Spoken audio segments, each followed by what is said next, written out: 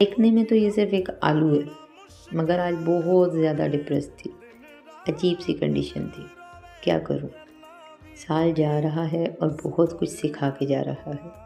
तो क्यों ना शुक्रिया अदा कर दिया जाए उन लोगों का जिन्होंने ये सिखाया कि हर मुस्कुराते चेहरे के पीछे नरमी नहीं है,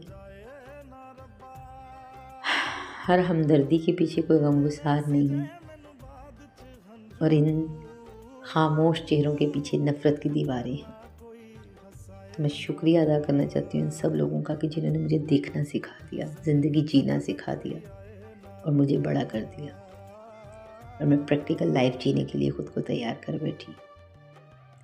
कुछ लोग, कुछ यादें, कुछ लम्हे मेरी लाइफ में ऐसे हैं जिन्हें मैं चाह कर भी कभी माफ़ नहीं कर पाऊँगी, चाह कर भी कभी भूल नहीं पाऊँगी।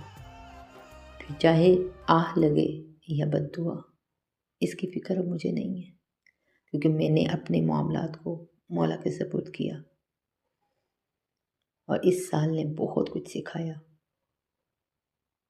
कि किस तरह इंसान खुद के लिए जी सकता है जब वो अकेला होता है, और अकेला रोना और अकेला होना, यही सबसे बड़ी ताकत है।